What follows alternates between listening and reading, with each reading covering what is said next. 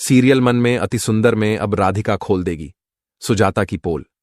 जी हां दोस्तों, जहां एक तरफ सुजाता वह तो राधिका के ऊपर उल्टे सीधे इल्जाम लगाती है कि अगर तुम्हारी शादी नहीं हुई तो लड्डू किसकी बेटी है, जहां पर अब राधिका बताने वाली है कि लड्डू मेरे और दिव्यांग जी की बेटी है, जिसके बाद अब सुजाता के पैरों तले जमीन खिसकने वाली है। मगर दूसरी तरफ अब सनी और तितली मिलकर दोनों राधिका के साथ मिलकर उस दिन का सच सबके सामने लाने वाले हैं, जिस दिन यह हादसा हुआ था और राधिका की याददाश्त चली गई थी।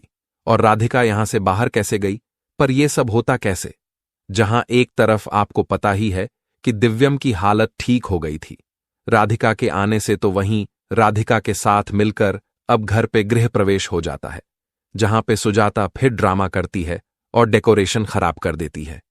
तो दूसरी तरफ अब बार बार रागिनी बोली कि राधिका चली तो जाएगी ना, तो सुजाता कहती है कि चिंता मत करो, राधिका बहुत अच्छी है, उसने मुझे वादा किया है ना कि वो चली जाएगी इतनी दूर कि उसे दिव्यम नहीं ढूंढ पाएगा, और होगा भी ऐसा ही। जहां पर अब दोस्तों राधिका तो जाने की सोच रही है, तो वहीं अब उससे पहले ही जब दिव्यम के ठीक होने के लिए पूजा रखते हैं, तो वहीं दूसरी तरफ अब एंट्री होती है लड्डू की, जहां पे अब लड्डू को लेकर आती है राधिका। वो तो अपनी नकली सास से लड़कर उसे धमकाकर आ गई है। तो दूसरी तरफ सुजाता मौके का फायदा उठा के लड्डू के ऊपर उल्टे सीधे इल्जाम लगाने शुरू कर देती है, जहां पर वो कहती है कि अगर तुम्हारी शादी नहीं हुई तो तुम्हारी लड्डू कैसे हुई, जहां पर अब उससे पहले कुछ बोलती सुजाता उससे पहले ही बोल पड़ती है, राधिका नहीं मां जी, बस ये हमारी और दिव्यम जी की बेटी है।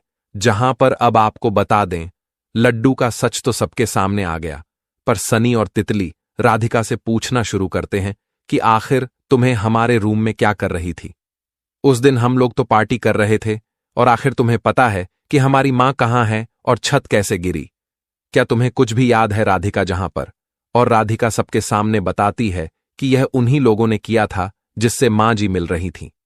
हम उनके लिए जूस भी लेकर आए थे और उसके बाद वो लोग चले गए थे, और उसके बाद ही धमाका हो गया। इसके बाद अब सुजाता की पोल सबके सामने खुल गई है। वेल दोस्तों, आपको क्या लगता है कि आखिर दिव्याम के पापा सुजाता के साथ क्या करेंगे, और आपको क्या लगता है, क्या अभी भी राधिका को घर छोड़ के जाना चाहिए, अपना वादा निभाना चाहिए, या फिर नहीं, या फिर राधिका को दिव्याम के साथ रहना चाहिए। दूसरी बार बंधे राधिका और दिव्यम शादी के पवित्र बंधन में बंसल परिवार में गूंजी शहनाइयां तो सन्न रह गई। सुजाता और रागिनी, राधिका और दिव्यम की शादी दूसरी बार हुई, लेकिन इस बार हालात अलग थे। कोई दिखावा नहीं, कोई मजबूरी नहीं, बस सच्चा प्रेम, सच्चा साथ और सच्ची शुरुआत मंडप में, जब दोनों ने एक दूसरे का हाथ थामा। जब 7 फेरे लिए तो हर फेरा उनके टूटे हुए रिश्ते को दोबारा जोड़ने वाला था।